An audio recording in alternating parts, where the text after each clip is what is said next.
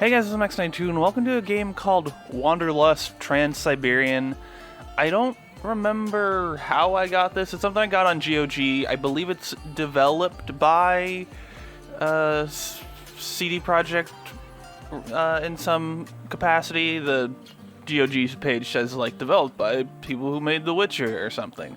I don't know how old this game is. I don't really even know what it is. All I know is that on How Long to Beat it says it's like an hour and a half. So we're gonna play it. This will be the episode.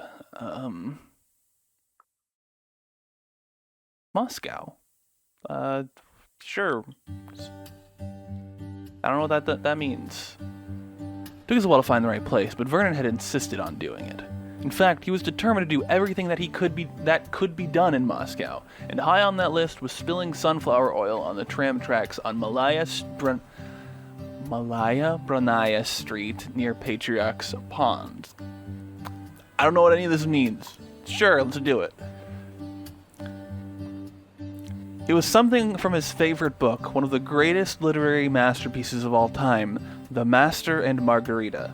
And when it came to books, it took a lot of effort to talk him out of anything. I just tried to keep up with him. I didn't share his obsession and just tried to keep up with him. So I spilled a bit of sunflower's oil on some tram tracks as he dragged me through Moscow, saying words. We never found a severed head, but I almost expected to see one as we walked through the city, my brother-in-law excitedly pointing out locations from the book, regaling me with an endless stream of trivia. Comrades, black cats, Jesus, asylums, Pontius Pilate, trams, Satan, and of course, severed heads filled our conversations as we made our way through the city. Was one day enough or not? I mean, just generally, no, but like I'm sensing like resistance from this character, so like one day was enough. It's more than enough. One day was more than enough for me. Vernon wouldn't shut up, and I really wasn't that interested in Russian literature. Oh no, I've become annoyed. It wasn't what I expected from the trip. On the other hand, I wasn't sure what to expect. The two of us never traveled together before, and I didn't travel much outside of work. I had my doubts, but we were family. So we're making a story here. But even with Susan gone, we were still family. Moscow was a nightmare. Streets built to hold parades, too wide and too imperial. Pavements colonized by cars and clogged with faceless crowds. Signs written in letters I couldn't read and wasn't sure of. Too much poverty, too much gold, voices that were too loud, smiles that were too wide. This is a side effect of us being annoyed. Finally, it was over. We came to Russia because Vernon insisted. He said that this was my chance to see the country with my own eyes. No camera, no work assignments. So far, I was not impressed. Time would tell. But that was all the time we had for seeing. The next day, we headed straight for the train station. All right, where are we going? Catching the train. Not causing trouble, not touching anything. Komsomol.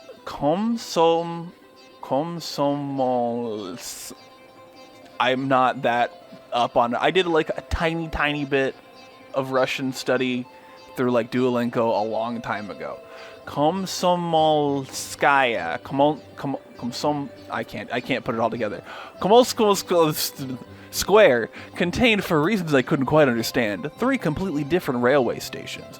We headed towards the huge building marked Yaroslavsky Station. The bombastic buildings managed to take the worst from both Russian revival and Stalinist architecture. People swarmed around us, loud, angry, and exhausted, and most with luggage in tow. Any hope of keeping the inundated melange even remotely clean had since been abandoned, leaving the once monumental station a dirty and repulsive sight to behold. We gotta get those tickets, though. We're trying to get out of Moscow? I don't, whatever. We'd made the reservations long in advance, obviously, but we had no choice but to pick the tickets up at the station. Of course, deciding which tickets we needed 3 months in advance was a bit of a headache. We considered 2 routes. The shorter one was only 6 days and 22 minutes long. Let's look at the shorter route. It was almost a day faster than the alternative, so From Moscow, you go to I'm not going to try to say that one. To Novosibirsk, Irkutsk. I'm not going to try that one. Vladivostok, something like that. What's the longer route? The longer route instead goes to Yaroslavl, rather than this one, Novgorod. I can say Novgorod. All right, we're which one? Which one? Let's take the shorter route. I still can't believe you made me pick this route, said Vernon, his voice as loud as always. He always said everything with a slight chuckle, but I couldn't tell if it was sincere. You could never be sure with Vernon. He was the type of person who wouldn't show you they were upset even if a landmine tore off their foot. So what do we miss? Okay, we didn't miss anything important. What I could tell for sure, though, was that no matter what I'd chosen, he would have been satisfied. We'll regret this, you'll see. We'll wish this trip lasted longer, that we met more people, and that we saw more places. I seriously doubted that. My fatigue is low, and my stress is high. The route wasn't the only issue. There was also the matter of which class we'd be traveling in. First class would allow us to have a compartment to ourselves. We'd have to share with 2 other passengers in second class. There was also a third class, or the Platskartny,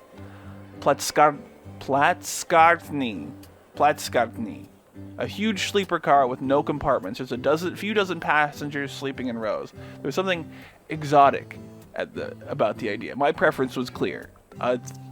First class, guys. Just like trains are nice, but they're even nicer when you have like your own little space, even if it is a little space. I opted for first class. I didn't want to be bothered by people all the time, and Vernon had just gotten out of the hospital. We could use some luxury. Vernon didn't agree with me, though. No, we need to see this country, he insisted, and the most important part of any country is its people. I want to meet as many of them as possible. Sorry, Henry, but it's got to be the Platskartny. Alright. Vernon's the one who really wants to take the trip. Like, he's the one that, like, this trip is mostly for, it seems. So, like, fine. We'll meet the people. Oh, no, and I'm worried. You're the one who just got out of the hospital. If you feel up to it, I'm in. He smiled with a satisfaction that I found malicious. When Vernon got an idea into his head, it was hard to talk him out of it. And the crazier the idea was, the harder it got. Now I'm worried. If only Susan had been there. Susan was usually able to manage situations like this. She'd spent her whole life figuring out how to handle her brother. It had been almost a year since she left us. We'd been doing our best to get by without her, and now that the decisions had been made and the tickets were in our hands, their weighty, gilded card reassuringly luxurious, we only had to board the train. And so we did. Train time. Time to go. As we entered the train, each of us was given a teacup. No matter the class you were traveling in, it was your inalienable right to be equipped with one. I say a teacup, but it was more of a glass and a metal holder. I'm assuming it's this thing in the background here. Mine was decorated with celebrations of Gagarin's... is that how it's pronounced? Gagarin's spaceflight, and Vernon's with motifs of the 70th anniversary of the October Revolution. This is the space one on the left, and this is the not space one on the right. You can't see my cursor, but I'm circling them. Want to trade? He asked, looking at my cup, enthusiastic as ever. No. I want the space one. I'll stick with Gagarin, thank you. I have more love for space than for revolutions. Mostly true. As we made our way into the car, we passed the boiler, which stood from floor to ceiling in a corner by the cruise compartment. I was expecting an ornate samovar to match the teacups, but no, it was just a boiler. In the days to come, we'd be there with our teacups a lot, and with noodles, instant soups, or packets of extra sweet Russian kisel. Kisel? Kisel. Going with something like that. Apart from the restaurant car, it was the only way to eat anything warm. We went to look for our seats. Everything will be alright. The Platskarny was clean and seemed pleasant enough. It looked as though there would be enough space for everyone. Then again, looks could be deceiving. See, it's not so bad, said Vernon. Yeah. I can't really... I have trouble sleeping sitting up, but I can't tell how big these are. If they, like, lay out or anything. Yeah, I guess it's not so bad. I guess it isn't, I answered grimly. The car slowly filled with people, most arriving in groups. The first thing many of them did after getting their seats was take out a bottle of vodka. It was going to be a long journey. Nighttime. Day 1. Okay, Moscow. We're still in Moscow time. Once again, I was blown by the sheer size of Moscow. In the orange light of street lamps, the mad mosaic of monumental architecture and post-communist blocks of flats looked as if it was burning. As we left, the hum and glow of Moscow was behind us. The world outside turned pitch black. The lights in the car were dimmed. I could see distorted reflections in the glass. A darker me, a darker Vernon, a twisted version of the compartment. We passed fields and forests and villages, with outstanding ruthless pace. I missed the chance to click a button because I was reading Nizhny Novgorod. Vernon looked out the window. For years, the city was called Gorky and was closed to foreigners. Military research. Vernon started talking to the other passengers. I left him alone and hoped he would do me the same courtesy. Russia was getting on my nerves. The absurd landscapes, the stark contrast, the people I couldn't understand was all so unfamiliar, and for exactly that reason, dangerous. Then Vernon had decided that I shouldn't isolate myself so much, and tried to pull me into the conversation. Okay. Talking with strangers time. Never talk to strangers. In the short time that passed after we left Moscow, my irritating brother-in-law had managed to make some new friends. I overheard him talking to a redhead woman named Irina, about our age, with her face painted with blood-red lipstick, eyelashes drooping and with cheap mascara, eyelids coated in an awful shade of blue, golden tooth, and a huge construction made of red hair and hairspray that perched on top of her head. She looked like a witch from a Roald Dahl book I'd read to my daughter when she was a child. Worried. Am I fascinated? I'm gonna be fascinated. We're gonna go in on this. I was fascinated. I observed her intently because she was certainly something else. When she realized that we were foreigners, she told us firmly that she'd take care of us because we wouldn't survive otherwise. From that moment on, she told everyone that we didn't drink and that we definitely didn't want more vodka. I was grateful. Both Vernon and I would have been wasted in no time if we'd joined even half of the people who'd invited us to drink with them. Irina seemed to enjoy the conversation with Vernon. People usually did. He was good with words, and his Russian was nearly perfect. Mine, not so much. We be traveling to see how it is in this train, I said when she asked me, in very slow, plain Russian, why we were there. You don't have trains in Britain, Irina asked, and I felt like an idiot. They're different. Different trains. Our rail's not as long, I answered. This one is the longest in the world, a legend. I paused, searching for a word. We wanted to experience the great Transsiberian Railway, you know? Vernon finished for me. I was sure I saw amusement in his eyes. He loved showing off his language skills. We both read about it a lot. We both read a lot about it. There it is. We both like trains, and we both really needed a trip. Didn't we, Henry? My wife died. Yeah, like, getting out of the house. Our year, much stress, I explained. Need vacation. Not to mention the amount of time Vernon had spent recovering last year, but Irina didn't need to know about that. At least, that's what I thought. Or maybe she did. I was in an accident last year, said Vernon. I got out of the hospital 3 months ago, and I convinced my brother-in-law to come on a trip through Russia with me. So we are entertainment for you. Irina looked at me from under her heavy eyelashes. You're on a safari, and we're the wild beasts? It's not like that. Vernon exclaimed. Is it like that?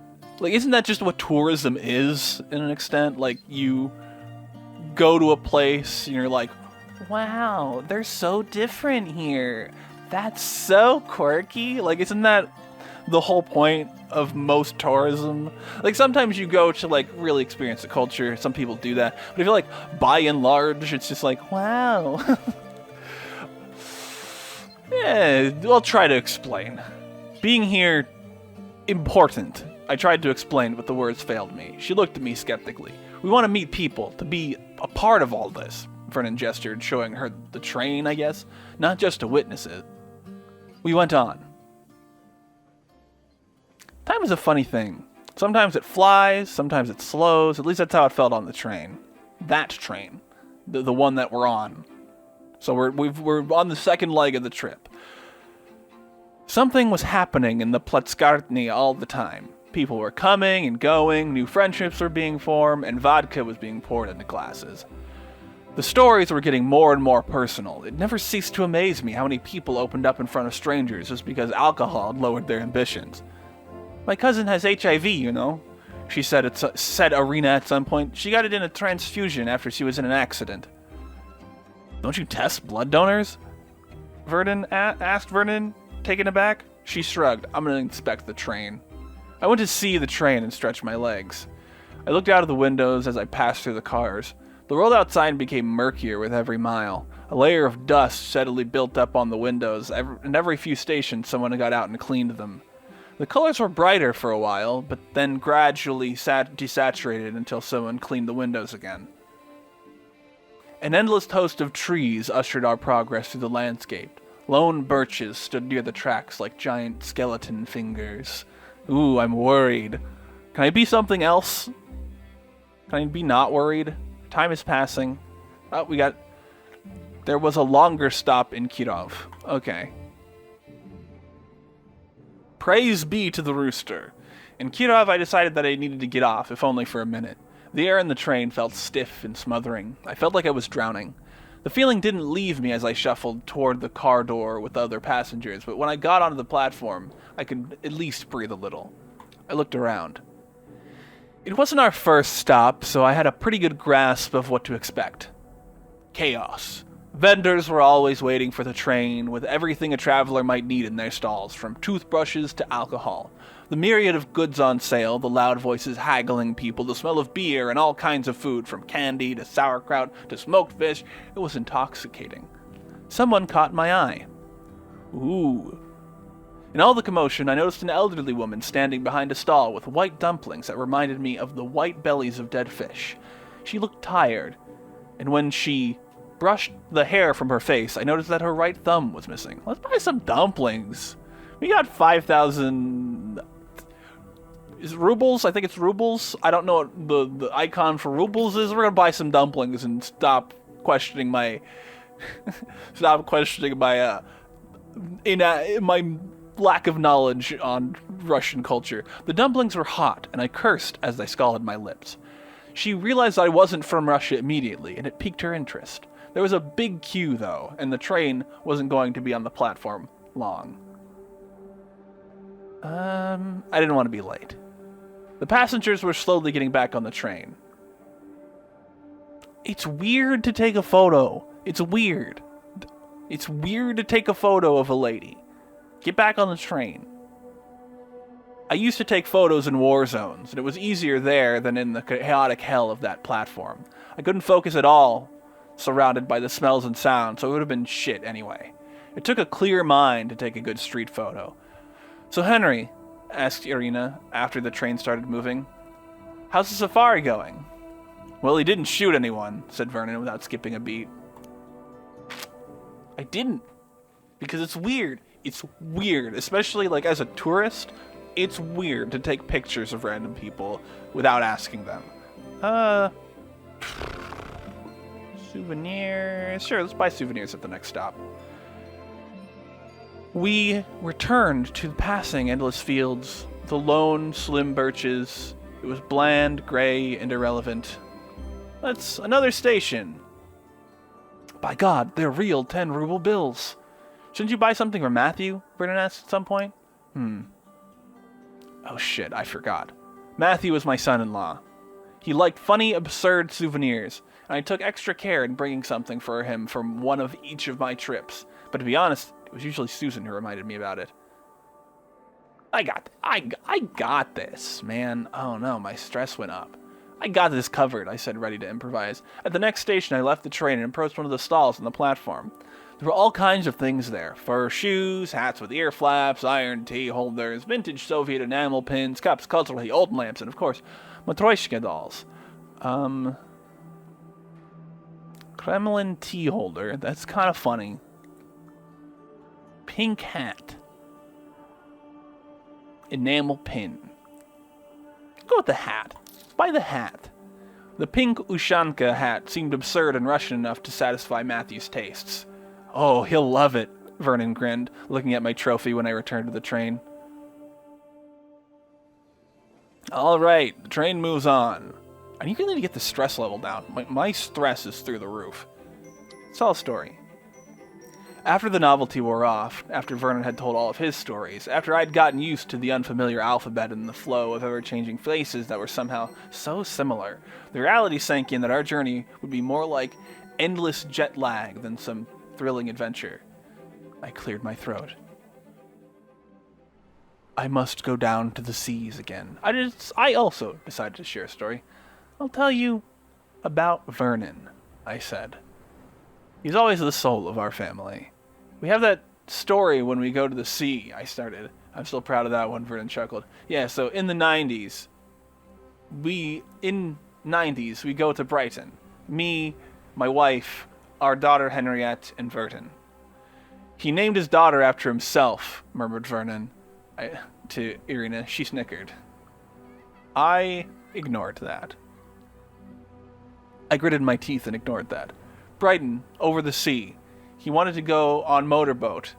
Daughter too, but she was little and energetic. We were afraid she fell to water or be bored and cry on the boat. So we say no and stay on the shore. But they weren't my parents, so I took the boat, added Vernon with a grin. I smiled. You know what happens? I smiled. Half an hour later, we see Henriette is gone. We start looking. We go to lifeguard. We alarm people. I was so worried. I'm currently worried. I was so worried. Think about going to police. I scream at everyone. Even now, I wish I'd been there to see it, Vernon commented. So an hour and a half later, we ready to go to police. And lifeguard says, "Is it your child?" We turn around. We saw Henriette. And there's Henriette, very happy. And Vernon, also happy. Mom, Dad, Uncle Vernon take me to sea. It was awesome. Am I still angry? I still remembered her smile. She still loves the sea. She sail all the time. And she always say it's because of her uncle, said Vernon, very proud of himself. All right, we did it. Vernon gave me a thumbs up. You've worked on your Russian. I'm impressed. It happens. We've been here for a bit. You could sleep there, obviously, and the beds were even comfortable, but somehow it was impossible to sleep for long, even when the lights were dim for the night. The soft rumble of the tracks, which had been so relaxing at first, now woke me up every hour or so. Yeah? Oh, we're in Perm. Coming up to Perm. I don't know any of these places for the most part.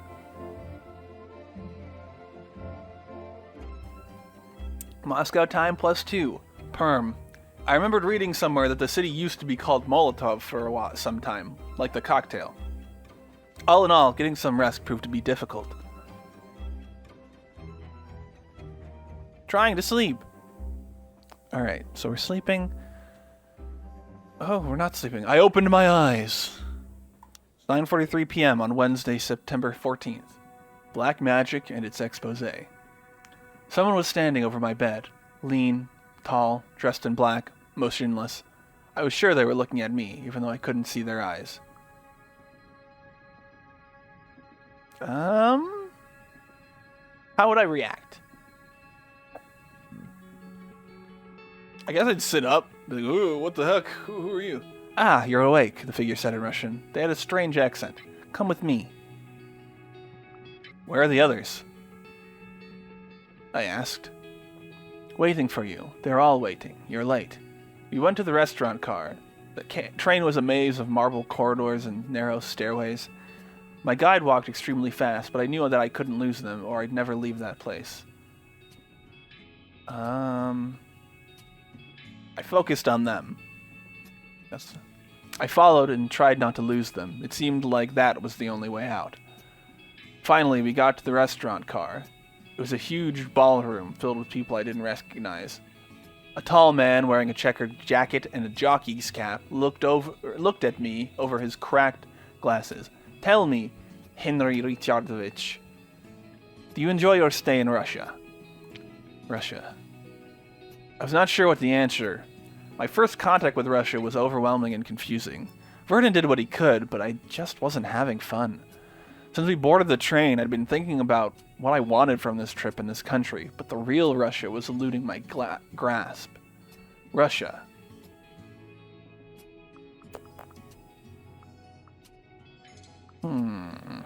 I opened a bit. I was still surprised that I told some strangers my family story. It was so unlike me. Maybe using Russian made it easier? I was so focused on the language that I didn't notice how much I'd opened up. There was little privacy. When we boarded the Platskartny, I had to say goodbye to my privacy, and it was a burden. I idly wondered how long till they finally decommissioned those ridiculous cars. I snapped out of my reverie. What was the question again?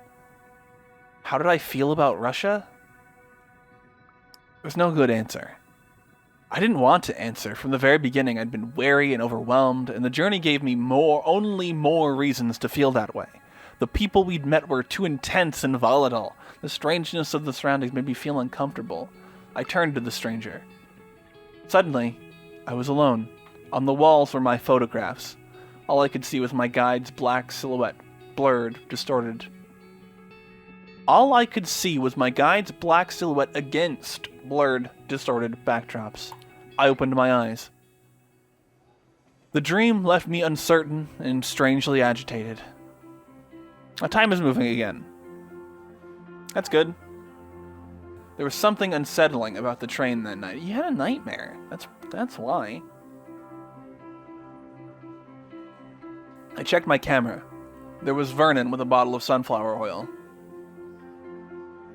Is that it? Is that the only picture? I assume.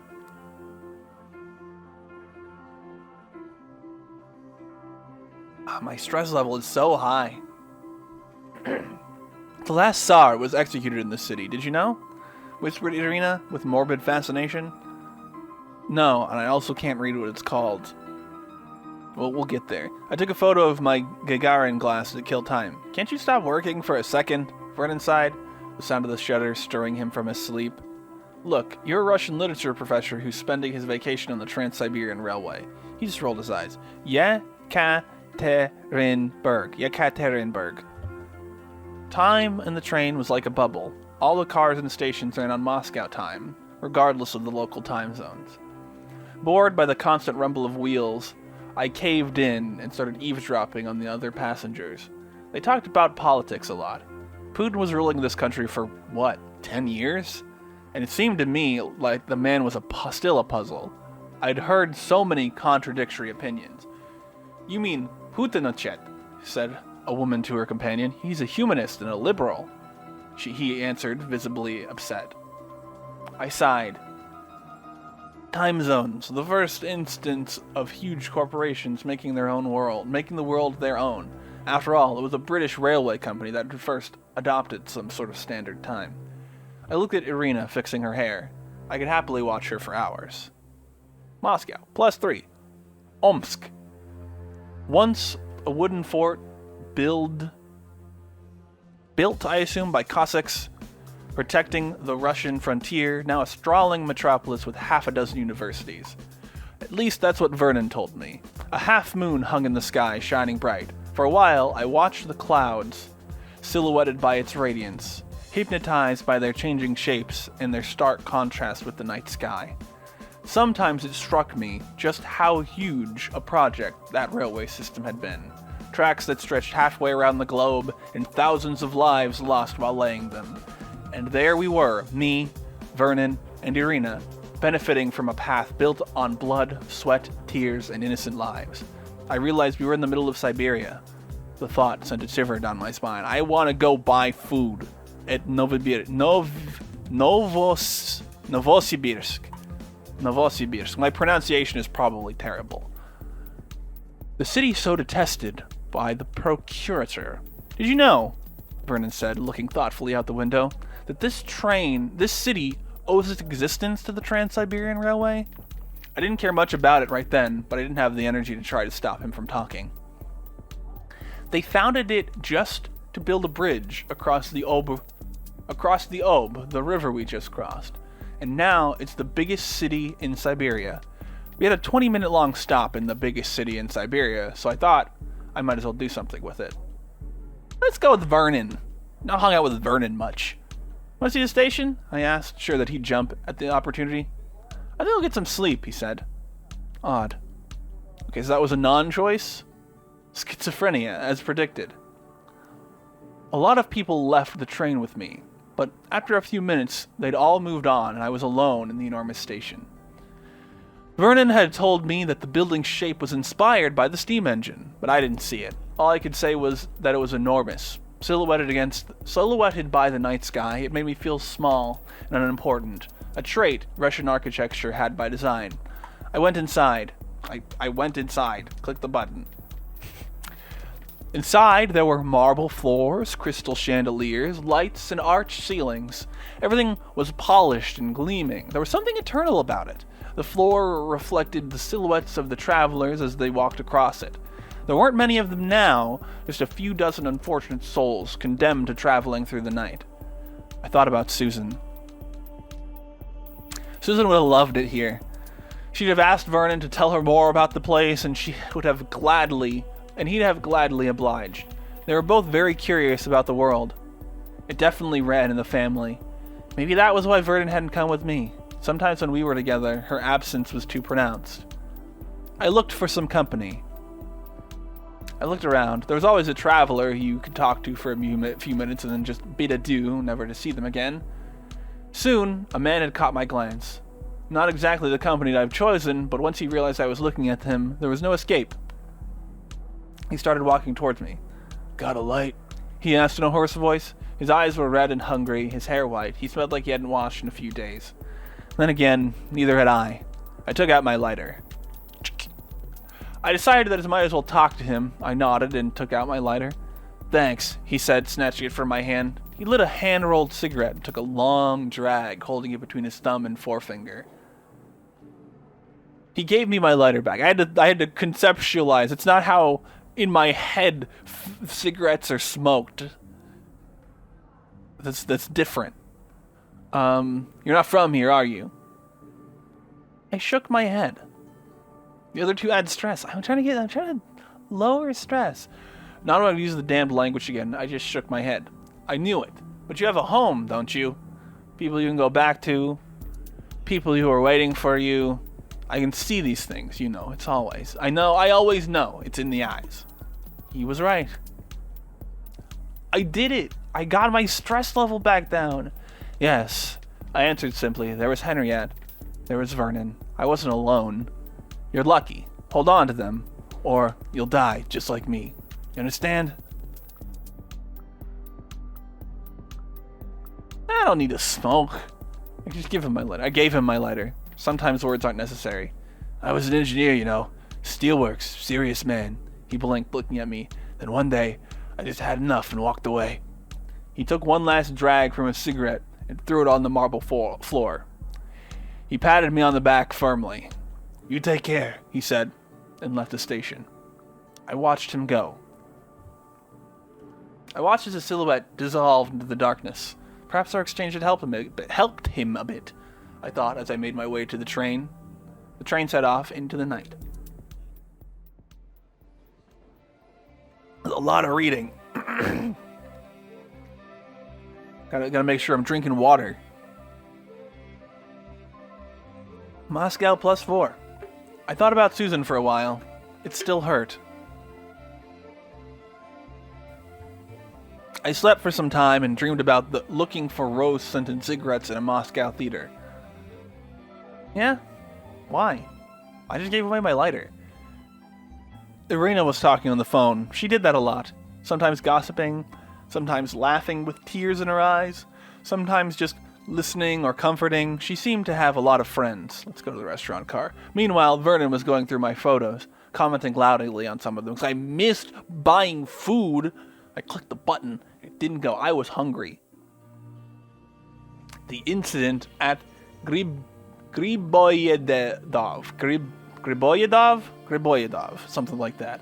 After days of eating instant noodles and the street food that was available on the platforms, we decided to go to the restaurant car. There were other passengers there, some tourists, some Russians, going about their business. The smell of onion and cabbage filled the air, accompanied by the clinking of cutlery in the passengers' voices. It looked just like any other restaurant car I'd seen, and Vernon even seemed a little disappointed. I asked why he was down. I'm assuming... we're not going to order any vodka. My stress levels are fine now. What's wrong? I asked, surprised that his usual enthusiasm had diminished. Oh, it's nothing, he answered quickly. It's just that I saw some photos of the restaurant car, and it was gorgeous. I suppose I'm a little disappointed. Later, we learned that the photos he'd seen, ones of the car filled with ornate wood carvings, musical instruments, and weapons, were from the Mongolian restaurant car. On the Transsiberian Railway, it turned out, the country that the train was passing through was responsible for the food. I looked at the menu. The menu was in English, or rather, supposed to be in English, because it didn't have a lot to do with the language I spoke. There were a lot of items in the menu, but when we asked, it turned out that most of them weren't available. We can handle some extra... that was a lot of fatigue. I just sighed and let Vernon and Irina do the talking. They knew the language and the culture better. Finally, Vernon ordered something. Vernon ordered us borscht, which was beetroot soup, and britzel, which was tenderized chicken meat with mushrooms, cheese, and tomatoes. The borscht was a thick, sour soup with a lot of ingredients, some of which I wasn't sure I could name. There was cabbage, potatoes, and a base made of the base was made of beets, so it was slightly sweet. The bowls we got were full. The soup kept spilling when the train took a turn or the tracks were just too bumpy. I grabbed my spoon. Yeah, the fatigue is back down. The taste was interesting, sour and fatty, even though it wasn't something I'd eat regularly. Vernon, on the other hand, was delighted. We had to wait for the main course. While we waited for the main course, we noticed two men, slightly older than us, at the table next to ours. From what I gathered, they were talking about philosophy and politics. Judging by the look on Vernon's face, the discussion was interesting.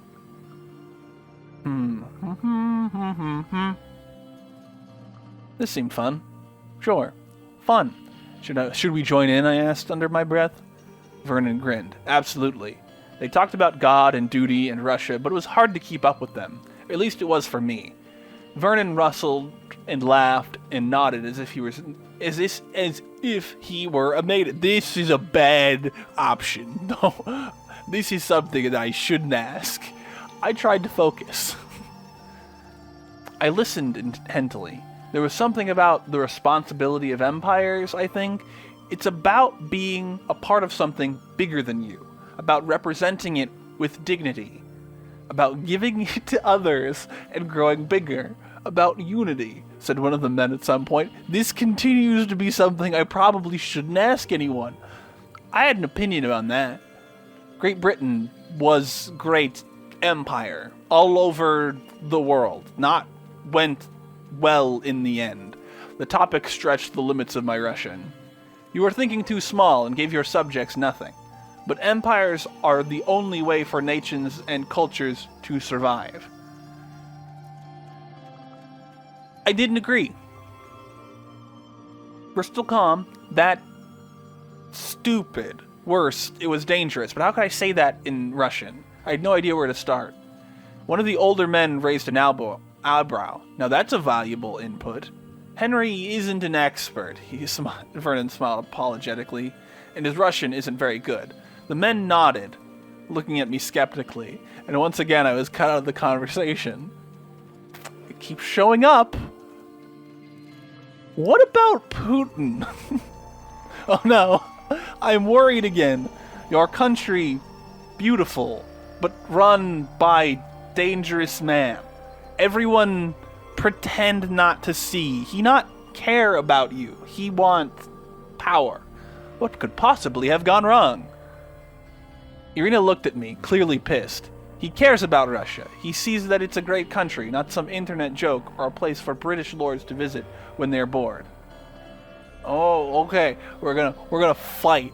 We're gonna blast our stress levels. I had no idea. I see what people like Putin do. Was war reporter. All SARS the same. He no different. That's quite enough, Henry, Vernon said, a clear warning in her voice. No, it's interesting, Irina said calmly. You've both been here on your safari for such long time. What was it? 3? 4 days? I'd like to hear his opinion. Yeah! I'm right. Governments fall. You're too, sooner or later. But I wasn't sure if they were ready to accept that. One of the men we were talking to looked at me with fire in his eyes. You should leave. No! You know, like, truth. Shame. Henry, Vernon said in a cold voice. Let's go. I am fighting. We're fighting. Let's do it. Oh, I'm staying, I answered, smiling. I'm having way too much fun. The man got up. We'll help you out, he said, looking me right in the eye. Do I fight a Russian man on the train? Yes! Yes! And that's when I hit him. Then he hit me. His friend hit Vernon. I charge. Yeah, we're fighting.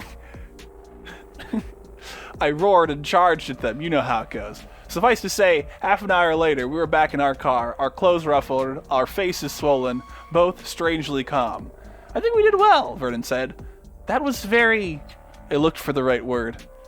Russian. Yeah, you gotta get the experience. You gotta fight. You gotta fight on the train. That's part of the experience. I don't know what I'm talking about. I've never been to Russia. That was kind of silly, but that was also, like, the correct option? Maybe they were right to react the way they did, I thought, looking out the window. A herd of cows was moving in the opposite direction, but I couldn't see anyone watching them. All I know about this country is that I haven't even scratched the surface yet, I realized. For some time, we all felt a little tense about what had happened in the restaurant car, especially when we stumbled on the men we'd been discussing politics with. Moscow +5. Why was the sun in a wrong place? I looked at my watch. Yeah, morning in Moscow, about 2 p.m. here, in Krasnoyarsk. I wanted to buy food. One of the men pointed at his black eye, patted my arm, and laughed. Yet another station. Okay, we made friends. So men make friends. They fight on the train over politics. At one of the stations, we spent some time on the platform with Irina. It was one of the smaller platforms we'd stopped at, but even so, there were a handful of stalls and a bustling crowd full of people had flocked to them. I know how to read sometimes. There was a long line of people next to one of them. Irina looked at it with disdain. What is it? What? It. She sighed, rolling her eyes. I'll never understand how people can eat that. We looked at her, puzzled. It's chebureki, she explained. I don't really approve of deep-fried food or meat. I know it's popular, but ugh. I'm good on fatigue. I don't need to eat. We passed. When we stood in line, Vernon looked at the huge deep-fried pastries. You know what would be important? You know what would be unfortunate, he said? Getting diarrhea on the Transsiberian Railway. It most certainly would, I agreed, and we left the line. When we were through with the chebureki, the train was preparing to depart. Irina ran to the railway worker and shouted at her until we managed to get on board. Okay. That was a side quest that we didn't even do. Vernon put some extra effort into blocking the door when we went to sleep, because we don't want to get fought We don't want to get beat up. Nothing happened, though. After a while, everything went back to normal, fading into the rumbling of the tracks. I assume I might have missed something. The train went on and on and on. I was glad we'd chosen the shorter route. Alright, we're like 3/4 of the way there almost? Yeah. The rumbling of the tracks was like an undercurrent to everything we did. An inescapable rhythm. Sometimes I felt like it was the only thing that was certain. The only thing left in the world.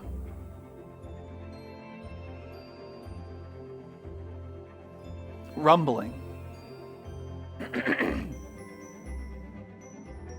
Yeah, just rumbling. The everlasting murmur of voices. We're almost to yeah, I'm not. Hiccups. I'm not trying. Not gonna even bother. All right, we're at a station. Are we stopping at this station? Yeah, we stopped in the one I'm not gonna try to. One of the ones I'm not gonna try to stay. Unlucky visitors. After 3 days on our great Transsiberian journey, we were dying of boredom, exactly as I'd predicted. We were going to do some shopping in Irkutsk, something like that, maybe. We could see something, anything that wasn't so we could see something, anything that wasn't a train. But just as we were about to get off, 2 men in police uniforms approached us. Oh no! We need you to come with us, one of them said in English. I let Vernon handle it. I looked at Vernon, and he flooded them with words and smiles. They weren't so easily charmed, though. Please, take your bags. So he did. The matter was not up for discussion. Looking at the red piping on the uniform of the officer who was leading us to the station, I noticed Vernon looked nervous. Well, no wonder. It was probably his first encounter with law enforcement in a foreign country, and, well, Russia doesn't have the best reputation in this respect. I gave him a reassuring nod. It was my first rodeo, and I was pretty sure everything would work out fine. They led us across a bridge over the Angara River, then along some narrow streets to the station, which looked like it had been frozen in time since the 70s. Then they told us to wait. How long is our stopover in this time, in this place? It'll be fine. We both knew that arguing would probably mean spending more time here, so we sat on uncomfortable chairs similar to the ones I remembered from elementary school and let the officers enjoy their power. Finally, they led us to an office that smelled of cheap cigarettes, tea, and alcohol. They looked through our bags. We were questioned by a skinny, irritated woman who checked our documents about 8 times before questioning us about the purpose of our visit, any illegal substances or weapons we might carry, any contact we'd had with foreign secret services. What are your political views, sir? She asked for the 100th time.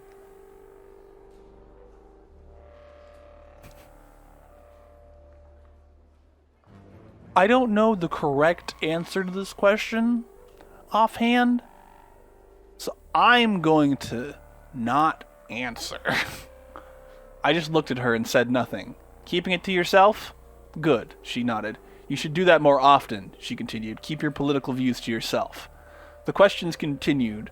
We answered, and the officer wrote down our answers, murmuring her version of our words under her breath. We suffered through it. We answered all the questions politely and truthfully. There was no reason to keep us here other than pettiness, so after a while they let us go.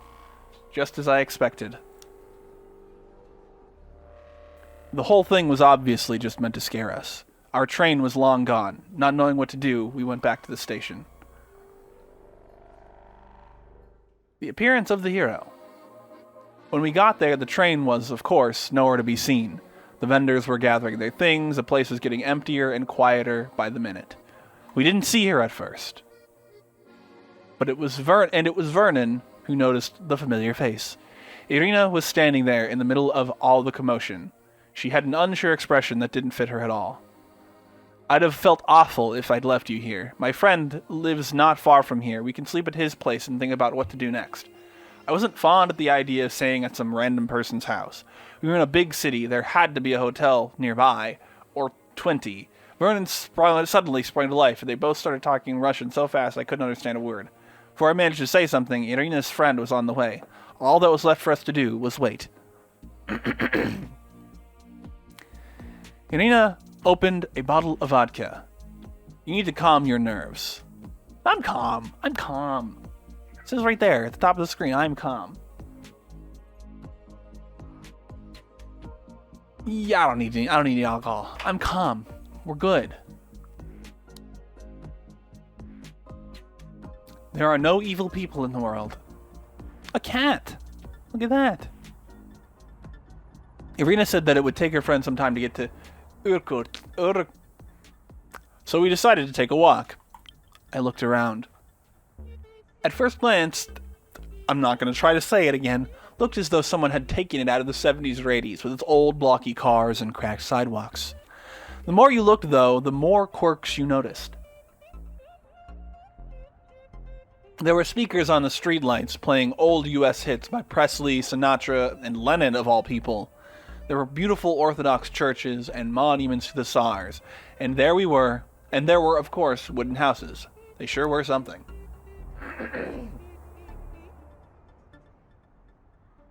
Their windows were sometimes just a few centimeters above the ground, but the wood carving was something else. Delicate and ornate, even on the oldest, most neglected buildings. They made me think about the patterns Frost makes on windows, and the fairy tales Henriette used to love when she was a little girl. This is what you take photos of. Architecture. I reached for my camera. The houses stood in such stark contrast from the rest of the city. Intricate wooden relics against the backdrop of brutalist concrete. It's all about the permafrost, Vernon said, looking at the buildings wistfully. When it gets warmer, the grounds become softer and the buildings sink a bit. After more than 100 years, though, well, he gestured to the nearest building. The windows were just above the ground. You can see the difference. You are really serious about the safari thing, aren't you? Murmured Irina under her breath. Come, Ivan should be here soon. We waited forever, but finally, a big, old, military-looking pickup showed up. We went on our way. There were no back seats in the car, only two wooden footstools between huge bags with undefined contents. Irina's friend, Ivan, turned out to be an enthusiastic guy in his 40s. He smelled faintly of alcohol. Here we go, we're going to that place. His Russian was simple enough for me to understand, and soon I found out that we were going to Listvianka, a small village on the shore of Lake Baikal. After a while, I withdrew from the conversation, watching the sun set over the Siberian plains. That's the wrong plain. They looked deceptively peaceful. Vernon was chatting with Irina and Ivan about our trip. He was outraged at the police officers, and I can't say that. I'm incapable. Oh no, I'm sad. Ivan nodded and asked polite questions from time to time. I'm now sad. Okay, we've arrived. By candlelight. The place was called Listvianka, and it was an empty, dead village. I'm not sure if there were any more than 20 houses there. Nevertheless, we arrived at one. It was late and cold, and the streetlights didn't work for some reason, so when Ivan parked the car, it was pitch black. There could have been 20 armed Russians hidden in his yard, for all we knew. We went inside. The house was small, a bit too small for 5 people. It would be Ivan, his cousin, and the 3 of us. They told us to leave our things in Ivan's room. All I wanted was to go to sleep. Irkutsk the next day. Get to Irkutsk the next day and get this all over with one way or another. But of course, neither Vernon nor Irina nor our hosts agreed with me. We were invited to the table. Hi, fatigue. You must be starving, said Ivan's cousin. Sit in the kitchen, we'll get you something. There's a strange, narrow space, more of a corridor than an actual room. On the shelves, I saw lots of spices in old jars with handwritten labels in blue ink. Most of the text was faded. Sashi and Ivan took out some plates and made salami sandwiches. They also dusted some old glasses and they proceeded to fill with vodka. Yeah. A little bit. Thanks, you, I said, raising the glass. It's just... I don't actually know what it is. And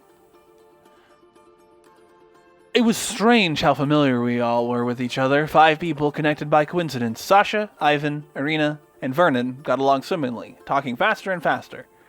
From time to time, they tried to accommodate me and pull me into the conversation.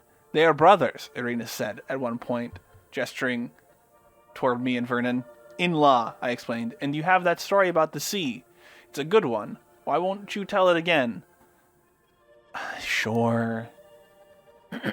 Yeah, I can tell you that. I can tell you many about Vernon. I started. He's got balls.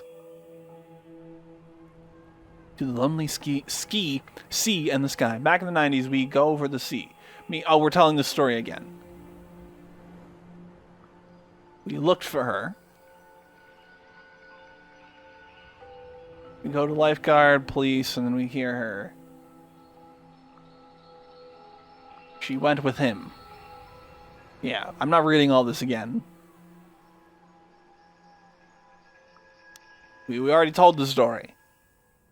The girl had an adventure, said Ivan. You foreigners are always so worried about everything. Kids have to live their lives. She was 8, I added, but he didn't seem to see the problem. 2 hours in high fatigue. At one point, all I wanted was to go to sleep. I was about to excuse myself when Ivan's phone rang. He picked up, and then there were some fast-spoken Russian words I couldn't catch in my exhaustion. My friend is having a party. Maybe we'll go, he said, looking at Vernon and me, but more at Vernon. Sure, Vernon said enthusiastically, and the instant I started to refuse, we paused. We looked at each other. I tried to get up, but the world spun around me, and I had to sit back down. Oh, I'm drunk. Too much Russian hospitality. I was in no state to go anywhere. Go if you want. I'm okay with that, I said. He was a big boy, and I was too tired to go anywhere. Great, Vernon beamed at me. We won't be long. You watch the house. They left surprisingly quickly, especially for people who are leaving a stranger in their home. Apparently, though, I wasn't threatening. They showed me to my room, and 5 minutes later, they were gone. I went to sleep. I finished the drinks, stumbled to my bed, half-dressed, fell asleep. It's better lower this fatigue. There we go. Jeez, the day without peace. It was late morning when I woke up with a splitting headache and the feeling that something had crawled in my mouth and died. The house was silent, and I was alone in the bedroom. A bookshelf was looming over me, filled with thick volumes, and lots of cheap plastic figurines, like this picture. They all seemed to be looking at me. I had a nagging feeling that there was no one in the house, and I was right. Nothing had moved an inch since their departure. I checked the time. It was almost 9. I should call Vernon. You'd have thought there would at least be a message on my phone, but there were none, so I called him. And of course, there was no signal. I thought about Ivan and Sasha and their weird, slightly artificial hospitality. About this unnamed friend of theirs. What if they'd taken him somewhere? I went outside. Oh no, I'm hopeless now. The car was still there. The village seemed peaceful, and I could see Lake Baikal behind the wooden buildings on the other side of the road. Let's go further. The chilly Siberian air blew over my face as I stepped outside the house. The air was colder than the day before, like it sometimes is on winter mornings. Shapes were sharper, the wind was more biting. I wasn't dressed for the weather. Let's ask the neighbors. Trying not to get too far. I went down the street, and it didn't take long to find someone who could help me. The first person I saw, a slim man with a red face, who could have been 20 or 60 years old, couldn't tell, asked me if he could help me with anything. Asked me if he could help me with anything. There we go. My friend is gone. Can't find brother. He'd go out at night. He was shocked. Alone? With our hosts. With men who gave us sleep, and his mother's sister's son, and friend Irina. Oh, Ivan and Sasha. I know where he went. I can show you. Come. I went with him. Split in two. The house he led me to was a relatively large wooden building that was roughly 5 minutes away. We walked along the asphalt road, then turned down a dirt lane. The village was silent. The sound of our steps carrying ominously in the air. Here, the man said, pointing me toward a concrete house with brown windows. The curtains were drawn. They should be here. Danke. It's the wrong language, but Danke Shane. Thank, I said, and went to knock on the door. Good luck, he answered, but didn't go away. I guess he wanted to stay for the show. After some time, the door opened. Behind it, there was a very tired man who listened to my Russian for maybe 5 seconds, managed to let out a deep, painful sigh, then let me in. It was dark inside. Somebody had drawn the curtains. I heard snoring, could smell cheap tobacco, alcohol, and cabbage. The host led me to the kitchen, and there, asleep with his head on the table, was Vernon. Let's wake him up. Vernon, I said. I moved closer and shook his arm. Vernon! Slowly, he opened his eyes. Then he burped. It took him a moment to concentrate on me. When he did, he smiled drunkenly. Hey! It's good to see you. Let's help him up. Vernon, we need to go. I tried to help him get up, but the stubborn old ass pushed my hand away. What are you on about? What's your problem, Henry? I was worried. What's my problem? You disappeared without a trace in a village next to the deepest lake in the world. Oh, come on, Henry. You know nothing was going to happen. I wasn't so sure of that. He left me alone. He left me alone. Have you ever even remotely grasped the fucking meaning of responsibility? Things escalated from there. Says the man who left his host's house unattended and unlocked. And don't even get me started on getting us into trouble with the police. Where would we be if I hadn't made friends with these people? On a train, Vernon. We'd be on a train. Oh, if I'm the problem, maybe you should go back to on your own. Vernon postured, suddenly very calm. This talk wasn't going anywhere. Conversation isn't going anywhere, Vernon, I decided. We're both too agitated to come to any kind of understanding. I'll see you later, I guess. With that, I left. Long story short, I decided to go to Irkutsk. I give up on my own. It must have been the mystifying Russian soul Vernon had talked about. And there I was in the middle of Siberia, next to a road that looked like it saw no more than 20 cars a day. I could try to hitchhike and go to the ferry pier. I vaguely remembered hearing there was a train station on the other side of the river. Yeah. Let's take this. This is cost some money. We're already high stress, high fatigue. The cold wind blew in my face. Bye, Vernon.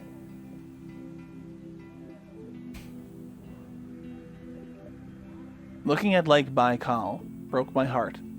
Beauty sometimes had that effect on me. And on that day, on that ferry, surrounded by calm blue water, adorned with golden reflections of the sun, a deep sadness touched me. There weren't many of us on the ferry, about 10 people, 4 cars in total. 2 of the passengers, a man and a woman with Asian eyes, were talking in hushed voices as they looked at the lake. What were their stories, I wondered, looking at the weathered jacket of the man? Were they born around Lake Baikal? What effect does it have on you to wake up and see the largest, deepest lake in the world every day? Listvyanka grew smaller and smaller in our wake. Vernon probably went back to sleep after I left. For now, though, it's only me and the water. A view! Is there a picture? A picture. There it is. Suddenly I realized there was a brightness surrounding us. The sky was the color of washed jeans, the lake was almost white, and the air between me and the mountains seemed radiant. I never would have seen that if I'd still been on the train. Let's just get this fatigue down a little bit. I closed my eyes, feeling the wind on my face, the deck under my feet, and the cold, clean air around me. At that moment, I completely understood Henriette and her love of the sea. There was only Lake Baikal and me.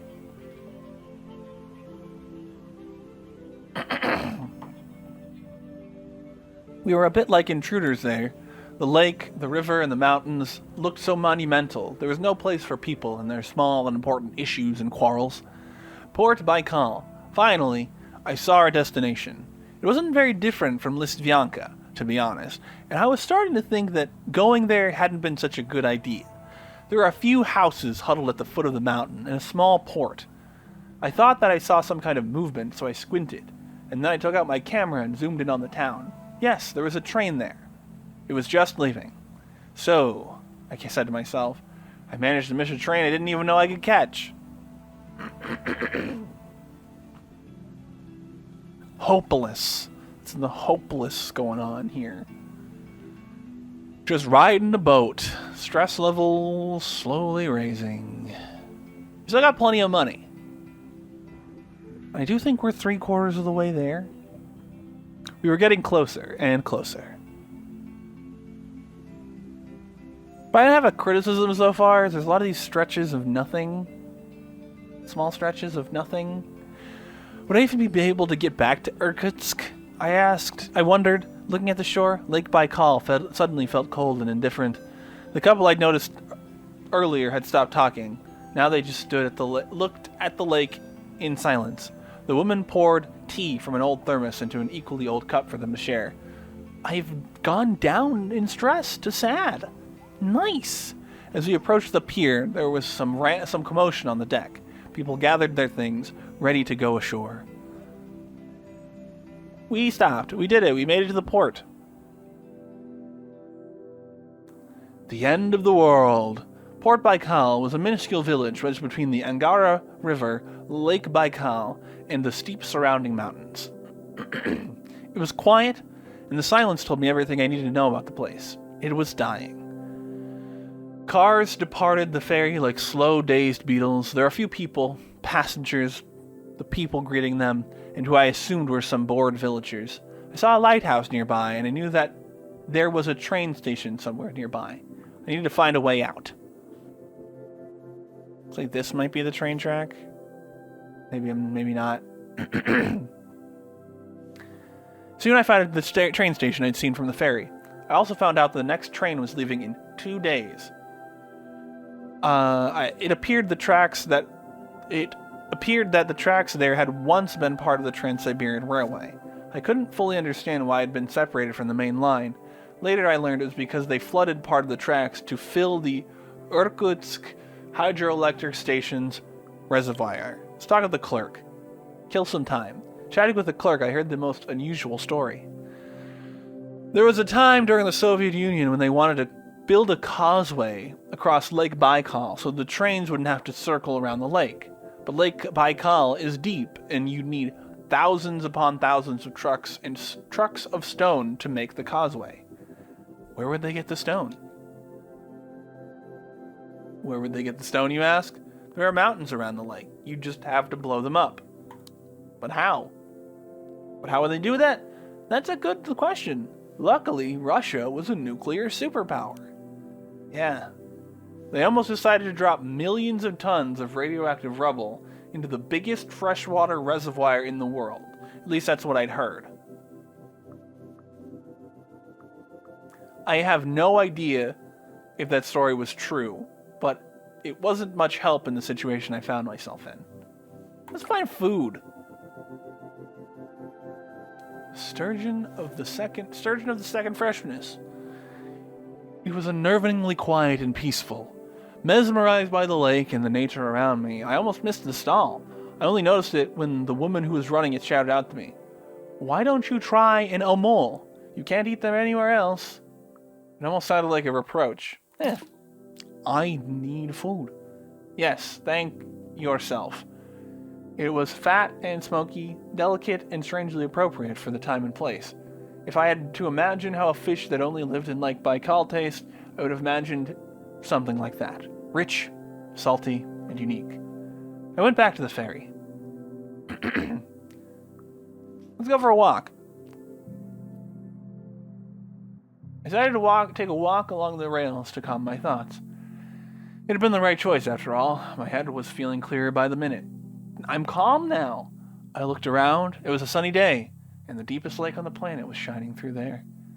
There was a second sun hidden in its abyss. The mountains, the lake, the tracks, everything seemed sharper than usual, like cut crystal. Compared to the train, everything was more alive here.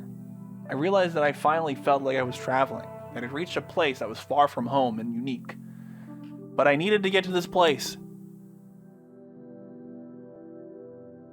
Dang it, I'm sad again. Is this my only option?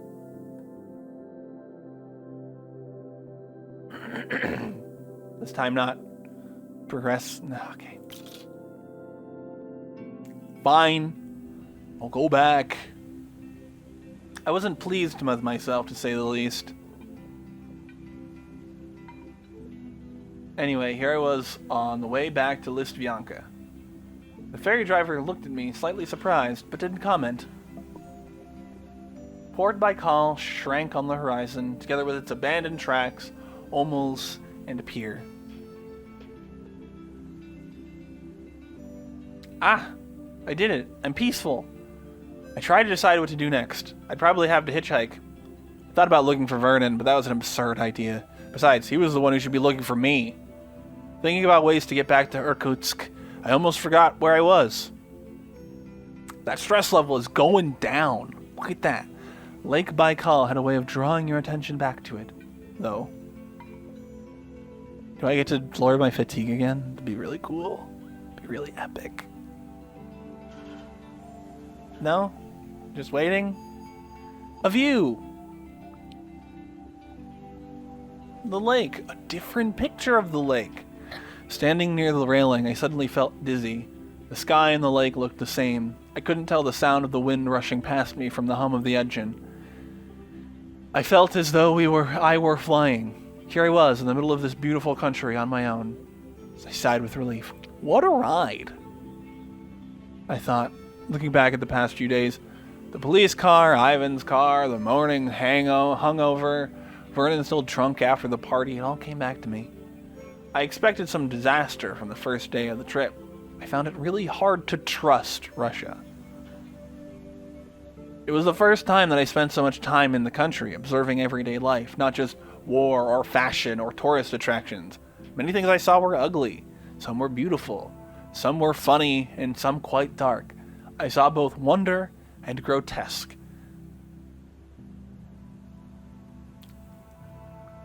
I mean, the arc here, the one that feels like the best on the story we're telling, is this one. You know, this is a turnover, and that was the lowest point we just hit in the story, and now we're coming back up from it.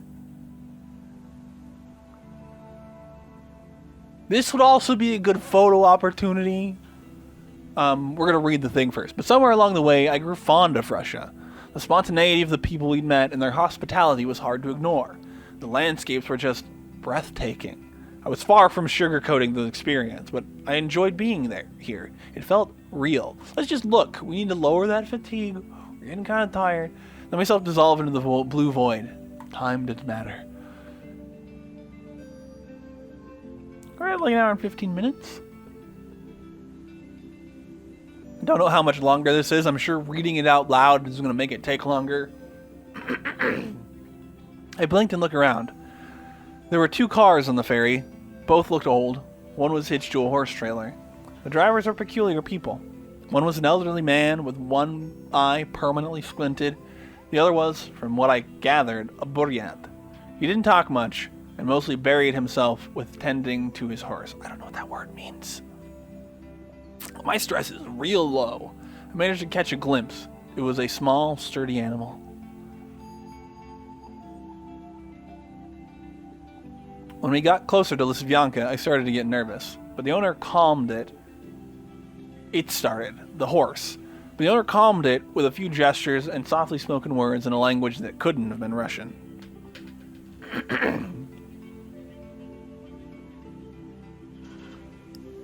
We're back at Listvianka. He had a little side adventure in Port Baikal. Well, that was a waste of time, I thought to myself as I made my way back to the very empty road in Listvianka. Okay, I guess we take a ride.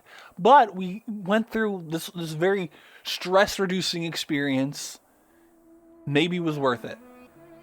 After 15 minutes out of the first car, might as well. Now we're optimistic? Nice! We passed the last wooden houses of Listvianka and got out to the Siberian plains. Me and my brother don't agree in many things, I said at one point. We're working on it. We know we're family. We try to be together. It don't work. I told our story. I pondered what the problem was exactly. I'm not good with people. It was pretty evident. I not talk with people well. I know like them that much, I think. Then when we're on a trip, he talks. I prefer listen. That's selfish, commented my driver. You should share stories if you're going to take them from people. My story was not important.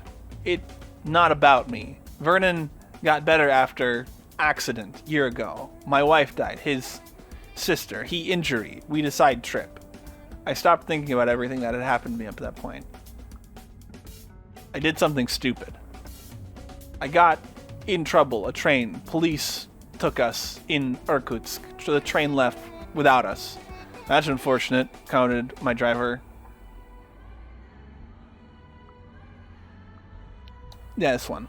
Vernon left me. He left me alone. My companion seemed surprised.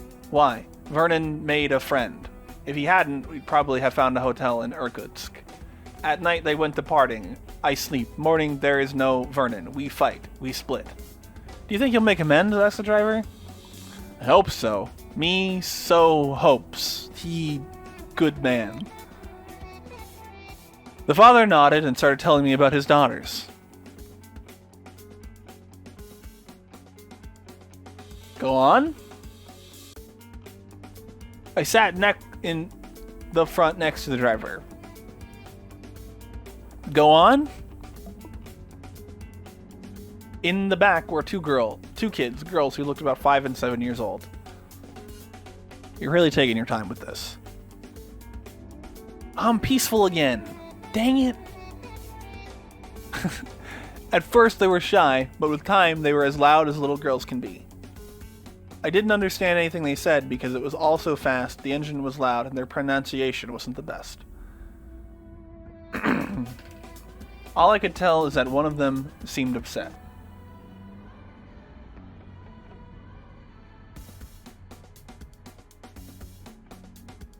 After some time, she started crying. Oh boy. Here goes my stress level. And my fatigue. And then, of course, she threw up everywhere.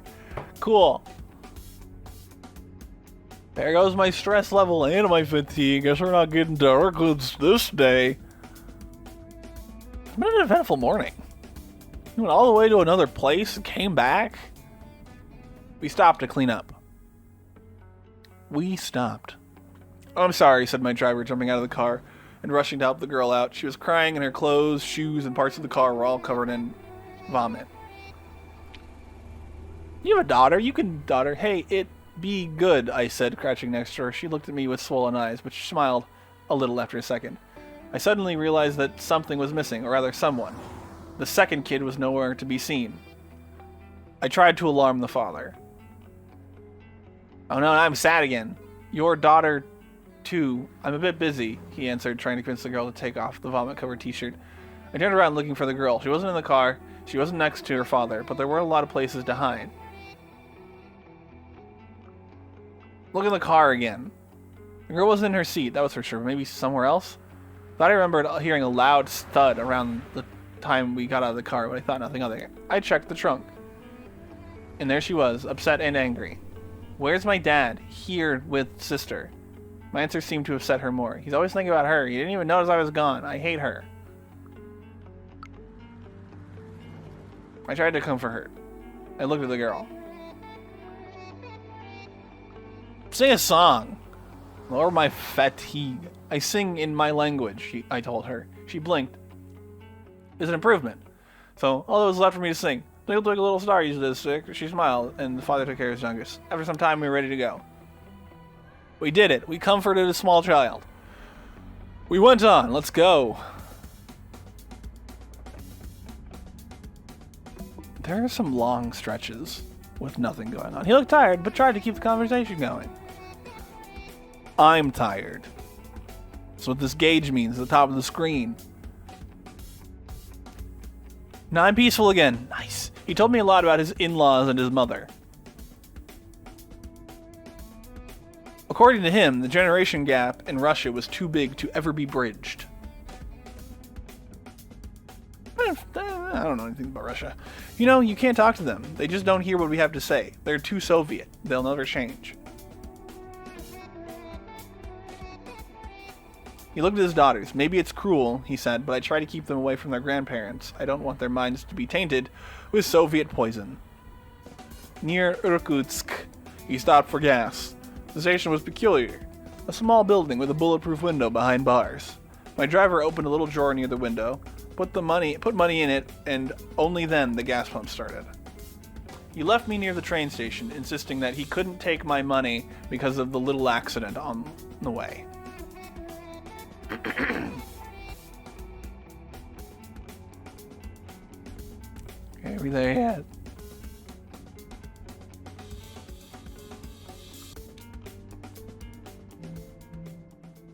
Absolution and eternal refuge. The station hadn't changed much. The building was still huge, green, and intricate. The interior still reminded me of the 70s and 80s. There were more people there, but not as many in Moscow as in Moscow or London. It wasn't hard to notice him. This has been going on a while. I had to go get a cough drop. But we're almost done, it looks like, so... We're getting close. Out of the corner of my eye. Is it Vernon? I saw a limping silhouette. Vernon. Somehow he'd ended up here, too. We're gonna wait. I observed him from where I sat. After a moment, he took out his phone. Mine vibrated in my pocket. I picked up. I'm at train station, Vernon informed me, his voice anxious. You? I'm here. I'm not going to be combative. Yeah, me too. I can see you. We met near the ticket office, and for a moment neither of us knew what to say. So... I started, so... Vernon's voice was perfectly neutral, perhaps a bit anxious. Been a bit of an asshole on this trip. Gotta say I'm sorry. I've been a bit... This is exactly what I just said. I've been a bit of an ass, I'm sorry. That's an understatement. Okay, Vernon. I looked at him and tried to put myself in his shoes. He slowly shook his head. Please, stop trying to read me, he demanded calmly. Sometimes I felt we had nothing in common, but Vernon knew me quite well. He gave a crooked smile. Maybe you should focus on reading yourself instead, because seriously, Henry, what the fuck was that about? Why did you leave? It's a fair enough question. Why had I left him in Lisvyanka? You didn't need me. I know we talked about it, but you left me behind, Vernon, I reminded him. I felt like I was spoiling your great Russian adventure, so I decided to have an adventure of my own, I guess. Vernon listened carefully, perhaps for the first time since we started the trip. This trip was my dream, he admitted. He craned his neck and looked at the timetable for a few moments without reading it. How did your hitchhiking adventure work out for you? I don't like any of these answers. Because the answer to the question is, it worked out fine. We want an adventure. We are so peaceful right now. Look at that. Look at how low our stress level is now compared to what it was when we were hanging out and dealing with that after the party nonsense. Like, again, Henry, we've been a bit of an asshole. But Vernon has been kind of closed off, you know? So it's like we're both in the wrong here. It's not my fault specifically. I shouldn't have left, I guess. I'm happy I had the experience, but I came here with you, and that's what this journey is about. You think so? He stared at the timetable again. I don't think we're well suited to traveling together. No. Maybe you're right. Not everyone is. Nothing wrong with that. It was refreshing that we could solve things like adults for a change. We should get back to Moscow. Shouldn't we finish the trip? Okay, whatever. Let's travel to Moscow together. But please, let's make this last adventure the last adventure we attempt together, okay? Vernon nodded. You're right. Actually, I'm curious how you managed to get here. Tell me about it. Well, whatever happened between us in those last few days, it wasn't as devastating as it could have been. We bought the tickets. My shadow was running to meet me. Back to the routine, I thought, stepping on the train. There's something soothing about the thought. I was looking forward to the clatter of wheels, the lulling sway of the car, the hum of activity around me. Sometimes the steady rhythms of rail travel were exactly what I needed. I took one last look at Irkutsk. The railway station looked hyper-real in the purple light of the setting sun. There was something nostalgic about leaving. The train departed. We were back on a train. We sure were. I assume this won't be as long as the way the other. I looked at Vernon. He seemed to be asleep in his seat. I was almost certain he was pretending. The familiar rumble of the train filled the air. Oh, time's moving faster. Yeah, we're trucking it. I looked at the trees outside the window and felt peaceful. Right there, I am peaceful. When we started this trip, I'd had my doubts. Now, we're a few thousand miles long. I knew a lot had changed. There was a moment on the train when I thought this trip would be a disaster. But no. I was beginning to understand what Vernon saw in Russia.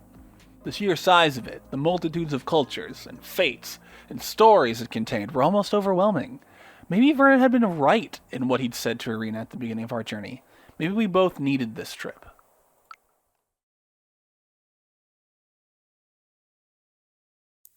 Everyone in our family was a free spirit. We all needed distance to see what to do and what to think when life got complicated. Okay, we're back in Moscow. We found ourselves back near the tram tracks Vernon had been so obsessed with. As I looked at them and the buzzing city around us, I realized the trip wasn't even close to being over. Everything we'd been through would travel with us back to London, and sooner or later we'd be on the road again. Memory is a fragile thing, and maybe that's why we collect things. I wondered what part of Russia would stay with me after I came home. I didn't take many photographs, so probably the memory.